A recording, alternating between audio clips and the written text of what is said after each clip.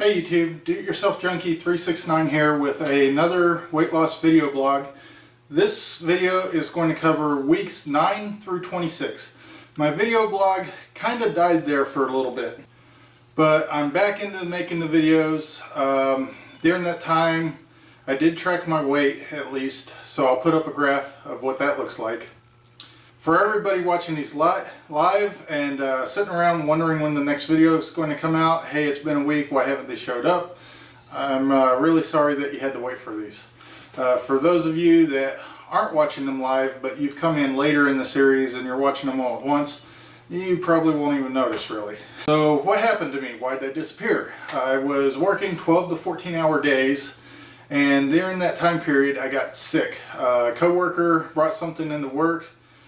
We had all been worn down from working so much, and pretty much it was just passed around the workspace. And because we weren't able to take off during that time period, we just kept passing it back and forth to each other. One person went to the doctor and it was some sort of lung infection. It was really nasty. So during that time I actually stopped running and walking. It just hurt so much just to go to work and come home. I would just spend all my free time sleeping. Even at work, on lunch period, I'd go out to my car, set my alarm, and go to sleep before going back into work. And that 12 to 14 hours a day was 6 days a week, so I really didn't have that much free time outside of work, especially when you add in roughly a 2-hour commute. Luckily, by the end of March, I moved back to my normal desk job, and during that time I started feeling better. And after about 2 weeks of feeling good, I went out and did a couple runs, kind of following that same Couch to 5K program that I was doing before I got sick. And during that time, I just kind of fell back. Like I was on week 8, I think I dropped back to week 7 and reran that. And then for whatever reason, I kind of just stopped. The weather was real horrible, which isn't really an excuse because I have a treadmill. But I hate running on the treadmill, and I was just looking for a reason to take a break. On top of that, because of the long work hours, there had been a lot of house projects that I'd been neglecting, so I spent a lot of time working on those. And then on top of that, I had like a small termite infestation that I had to deal with one morning before even going to work. And both my heat pumps went out just as it started heating up for summer, so we're roasting to death. And I spent a lot of time, like I had to go out and pour a concrete pad for the new heating and cooling units. I had to like rip out some of the wall and try to deal with the termite infestation before calling a exterminator to come out and take care of their in-ground nest. And then also I took 2 courses for my master's degree, and those courses were about 8 hours a day, a week long period. But then after that I have like 8 weeks worth of homework that I have to do and get that in on time. And if I fail the course, I have to reimburse the company, which is about $6 grand. So I was really focusing on all this other stuff and not taking care of myself, unfortunately. Even though I'm pretty sure you remember in one of my previous videos I was like, you have to put yourself first. Well, in this case I really wasn't doing that.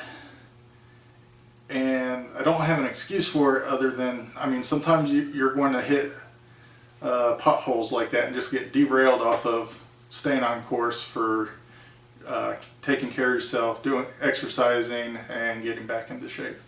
In the past when I've done this, I've been derailed like that, and usually I let that turn into a year-long derailment sometimes, where I just go back to how I was and eating horrible and gaining all the weight back. And I think that's where this video is really helping me, because I've had people going like, oh, when are you going to come out with a new video? Like, especially my dad, thank you for watching. And every time I talk to him, I kind of get asked, hey, when are you coming back with a new video? Are you working out? And that's been real helpful. So anyway, instead of listing off all my weights and my BMIs for that time period, here's a chart showing my weight from my last video to this Sunday. And as you can see in the beginning of it, I actually lost some weight or kind of stayed the same. I maintained a little bit. But as I started heading into that end of March time period when I started taking those college courses, that's when you see my weight really shoot up.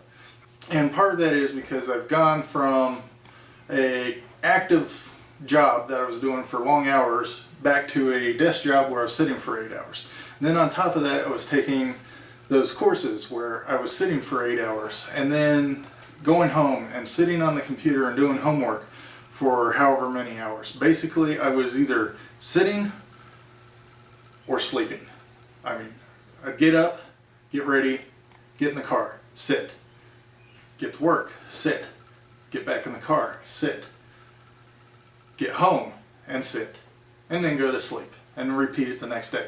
And during that time, when I have downtime like that and I'm not active, I tend to start eating a lot more, unfortunately.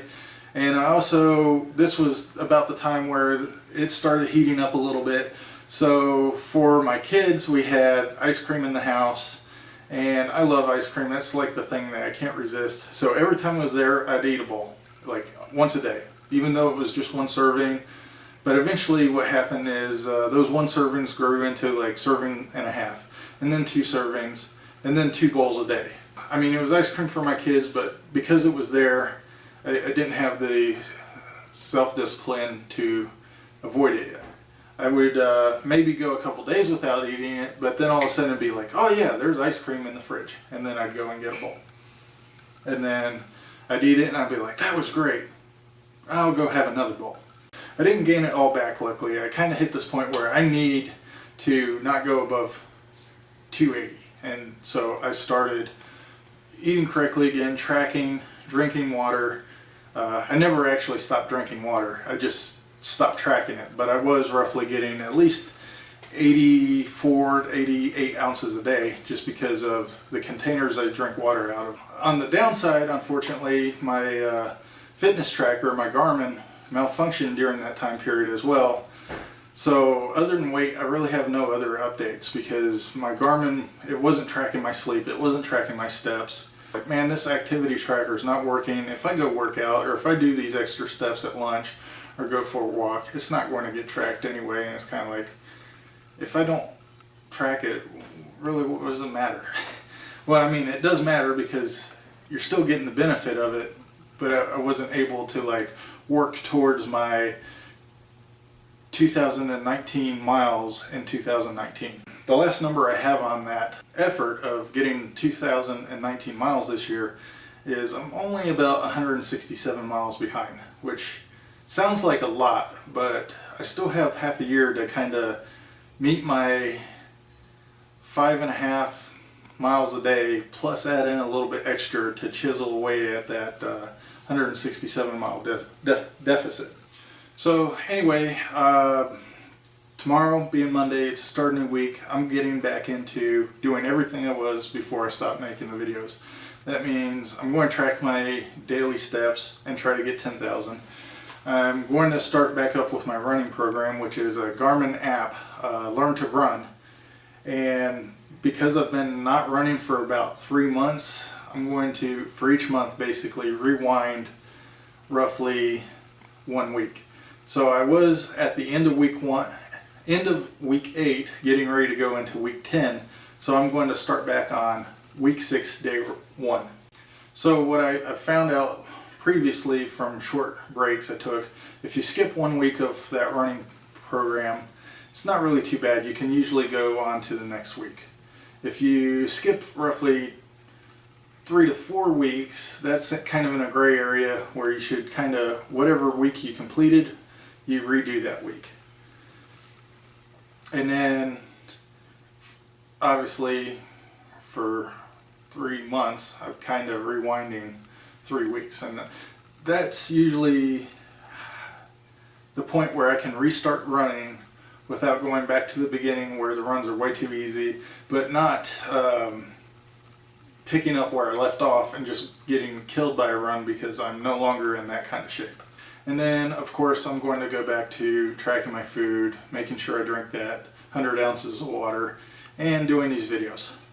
So, look forward to letting you know how I do in week 27. And as you can see, my current weight is roughly 280.